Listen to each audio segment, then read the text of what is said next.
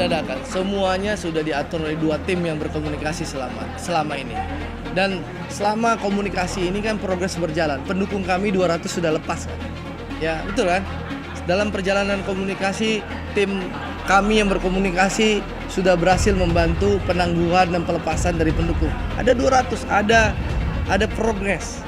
Ya, mudah-mudahan setelah pertemuan ini ada progres lagi, lepas lagi sisanya. Yang namanya rekonsiliasi itu memang betul-betul harus objektif, kemudian peta ke depan, lantas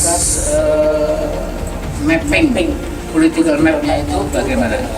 Kalau memang betul untuk kedaulatan pangan, kedaulatan energi, kedaulatan air, memperkuat ketahanan bangsa, perbaikan kekuatan militer dan lain-lain, kemudian pro pada rakyat, pro pasal 33 dan 95, maka semua bisa dipertimbangkan. Ini win-win untuk bangsa dan negara, bukan bagi-bagi jabatan. Saya sangat mengapresiasi, ya, bukan sibuk kita kritisi dengan kecurigaan. Kami 10 tahun di pemerintah, di luar pemerintah, kami tidak tergoda dengan iming-iming selama ini. Lalu kami dituduh teriming-iming. Come on, fair dong, objektif dong. Selama Gerindra, PAN, dan Demokrat tidak tegas seperti PKS yang siap jadi oposisi, selama itu juga tiga partai politik ini akan selalu dikait-kaitkan dengan kemungkinan bergabung dengan Jokowi. Beda ceritanya dengan PKS yang sejak awal sudah declare kalau Jokowi terpilih jadi presiden, mereka akan tetap meniti jalan sunyi sebagai oposisi. Tapi beda ceritanya dengan PAN, beda ceritanya dengan Demokrat dan Gerindra. Statement politiknya cukup bersayap dan berhati-hati. Satu sisi, tiga partai politik di luar PKS ini siap jadi oposisi, memberikan check and balances kepada Jokowi, tapi pada saat yang bersamaan mereka juga siap andai diajak bersama dengan Jokowi membangun bangsa. Ini adalah satu sikap politik yang bersayap.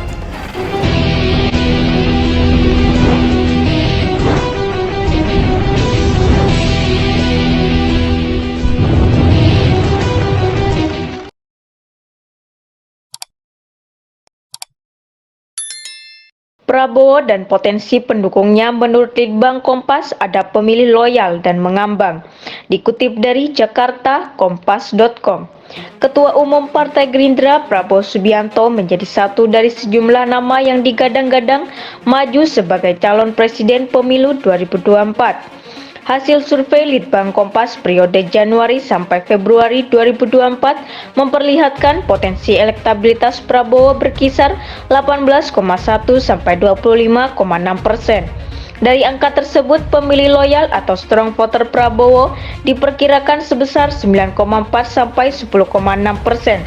Sedangkan pemilih mengambang atau swing voter Menteri Pertahanan itu sebanyak 8,7 sampai 15,0%.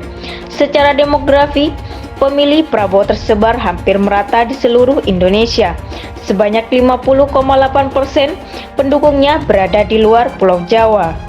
Sementara 49,2% pendukung Prabowo berdomisili di Pulau Jawa, dengan konsentrasi wilayah di Jawa Barat. Lalu dari segi pendidikan, pendukung Prabowo mayoritas berpendidikan dasar 63,2%. Ada pula pendukung berpendidikan menengah 30,8% dan berpendidikan atas 6,8%. Sedangkan dari status ekonomi, pemilih Prabowo paling banyak datang dari kalangan menengah bawah 44%, disusul pendukung kalangan ekonomi bawah 36,8%. Sebagian kecil kelas menengah atas juga memberikan dukungan buat Prabowo 15,6%, termasuk kalangan ekonomi atas 3,6%. Adapun survei ini digelar Litbang Kompas pada 25 Januari sampai 4 Februari 2023. Sebanyak 1.202 responden dipilih secara acak menggunakan metode pencuplikan sistematis bertingkat di 38 provinsi di Indonesia. Menggunakan metode ini, margin of error penelitian berkisar 2,83% dengan tingkat kepercayaan 95%. Sebagaimana diketahui, nama Prabowo masuk dalam 3 besar survei elektabilitas capres menurut berbagai lembaga. Tingkat elektoral umumnya berada di urutan kedua, satu peringkat di bawah Gubernur Jawa Tengah Ganjar Pranowo dan unggul satu tingkat di atas mantan Gubernur DKI Jakarta Anies Baswedan.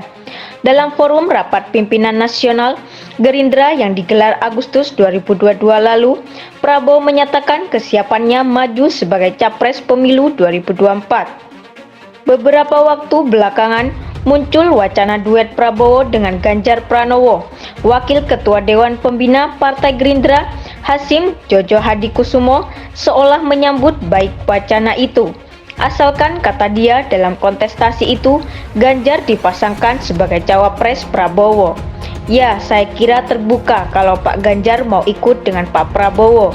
Dengan catatan Pak Prabowo calon presiden, kata Hasyim saat ditemui di Gedung Joang 45, Jakarta, Minggu 12 Maret 2023. Menurut Hasyim, sudah selayaknya Prabowo menempati kursi capres dan Ganjar di posisi cawapres. Sebab menurutnya Prabowo lebih berpengalaman dari Ganjar. Pak Prabowo jauh lebih senior, 15 tahun lebih tua, pengalamannya berbeda kan, imbuh dia.